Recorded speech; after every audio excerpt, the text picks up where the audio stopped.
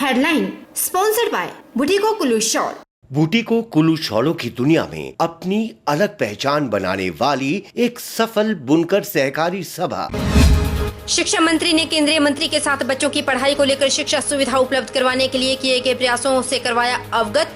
दूरदर्शन हिमाचल और इंटरनेट के माध्यम से डिस्टेंस लर्निंग की पहल। 72% विद्यार्थी डिस्टेंसिंग लर्निंग इनिशिएटिव का उठा रहे लाभ। किन्नौर के छितकुल में इंटरनेट सुविधा न होने से ऑनलाइन शिक्षा से वंचित छात्र। ऑनलाइन शिक्षा के लिए गांव से 3 से 4 किलोमीटर दूर बच्चों को आना पड़ रहा है पैदल। इंटरनेट सुविधा बहाल करने के लिए स्थानीय पंचायत ने उठाई मांग। चिड़गांव के पेखा पंचायत सिसवाड़ी गांव में भयंकर आग। आधा दर्जन घर और एक मंदिर जलकर राख। 2 लोग घायल, एक व्यक्ति लापता। आग लगने के कारणों का अब तक नहीं कोई पता। और जोगिंदरनगर में अवैध नशे के सौदागरों पर पुलिस की बड़ी कार्रवाई। 24 घंटे में 1965 अफीम के पौधे बरामद। 4 लोगों पर एफआईआर दर्ज। पुलिस और प्रशासन की कार्रवाई से नशा माफियों में मचा हड़कंप।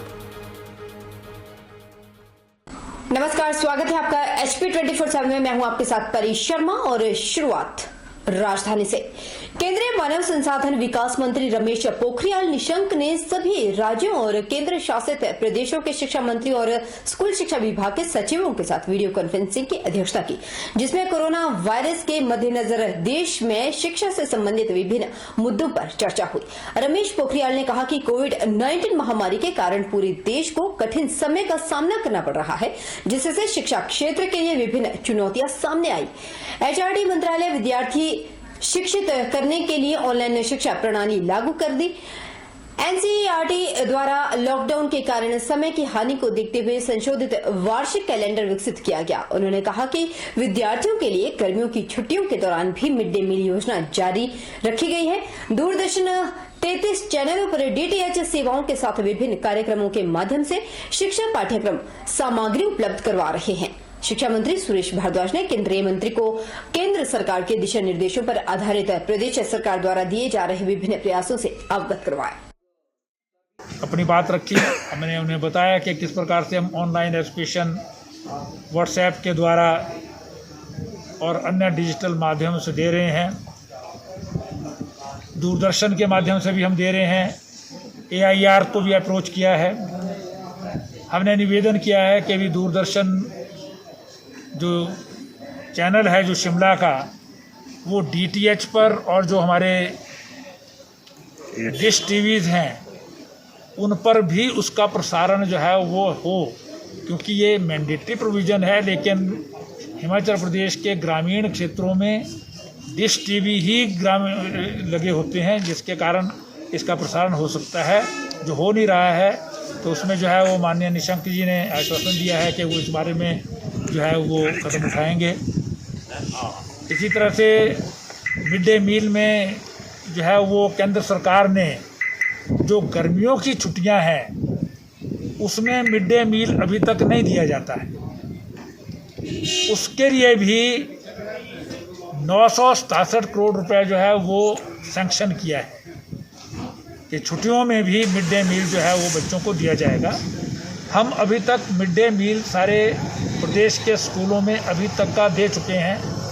कुछ जो है वो हम DBT के द्वारा जो है वो पैसा जो होता है वो उसमें जमा करा देते हैं, और हमारे अध्यापकों ने स्कूल में जाकर अभिभावकों को बुला कर के मिड डे मील दिया है, अथवा कई स्थानों पर अध्यापक स्वयं बच्चों के घर तक पहुंच कर के जो है वो मिड डे मील देते आ रहे हैं। चिड़गांव तहसील के अंतर्गत पेखा गांव में आज सुबह तकरीबन 3:30 बजे धोंटू परिवार के मकान में आग लग गई। आग की चपेट में 7 के और घर और मंदिर भी आ गए। 7 से 8 परिवार के मकान पूरी तरह से जल गए और 2 मकान आंशिक रूप से जले हैं।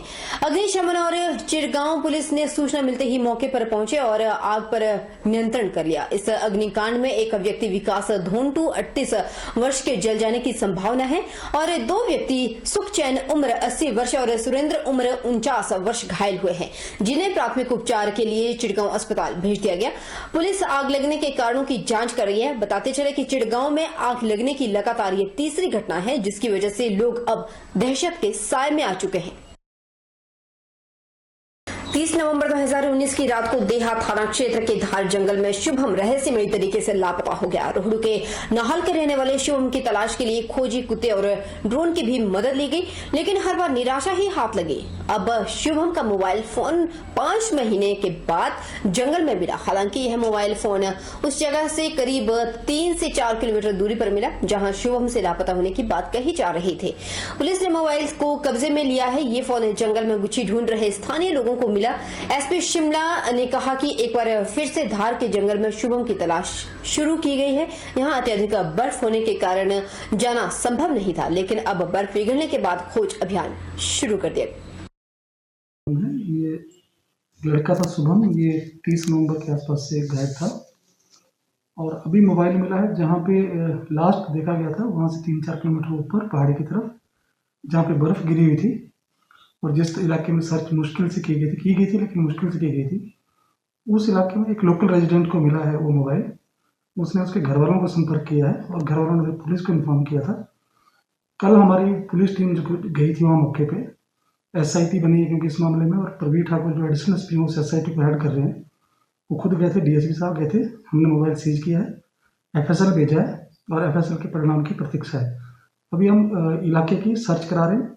कल परसों हम थोड़ा एक्सटेंसिव सर्च कराएंगे और जो भी लीड्स आगे मिलेंगी उसके अनुसार कार्रवाई करेंगे। हिमाचल के लोगों को आत्मनिर्भर बनाने के लिए कांग्रेस के राष्ट्रीय सचिव और पूर्व मंत्री सुधीर शर्मा दृष्टि पत्र बनाने जा रहे हैं।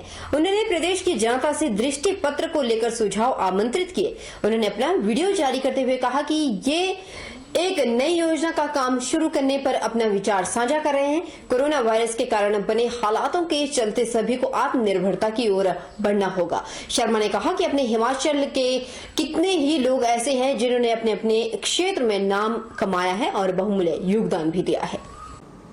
हमारे प्रदेश ने बहुत सारे जहां अच्छे अधिकारी दिए हैं, साइंसदान दिए हैं, डॉक्टर दिए हैं, वहीं अच्छे उद्यमी भी दिए हैं। कई ऐसे NRI हैं जो बाहर विदेशों में जाकर भी अपना व्यापार कर रहे हैं। लेकिन कोरोना के चलते जो है वो पूरे विश्व की मानसिकता बदली है, और जहां विश्व की मानसिकता बदली है उससे हम भी अछूते नहीं हैं।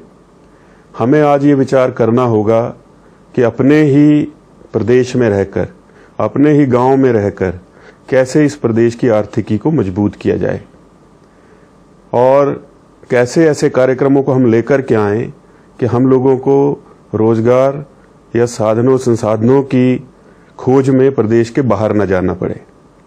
आज समय आया है और मैं आपसे ये निवेदन करना चाहूँगा कि आप जहाँ भी हैं, मेरी ईमेल आईडी के माध्यम से आप मेरे साथ जुड़ें। मेरी ईमेल आईडी है office@sudhirsharma.com। जिला प्रशासन किन्नौर कोरोना वायरस को लेकर पूरी तरह से सतर्क है। बताते चले कि जिला किन्नौर में अभी तक कोई भी कोरोना वायरस का मामला सामने नहीं आया। जिला प्रशासन द्वारा कोरोना वायरस को जिले में प्रवेश करने से रोकने के लिए अहम कदम उठाए जा रहे हैं, जिसमें DM किन्नौर गोपाल चंद के दिशा निर्देशों अनुसार स्वास्थ्य विभाग किन्नौर पुलिस पूरी तरह से सतर्क है। वहीं जिले में बाहरी क्षेत्रों से आने वाले लोगों को होम क्वारंटाइन किया जा रहा है और उन सभी लोगों को प्रशासन द्वारा पैनी नजर रखी जा रही है। जिला किन्नौर में अब तक रैंडमली सैंपल्स 12 भेजे गए हैं और 3 सस्पेक्टेड केसेस के आधार पर सैंपल भेजे गए थे, लेकिन सभी 15 के सैंपल नेगेटिव है। रैंडम सैंपलिंग के आधार पे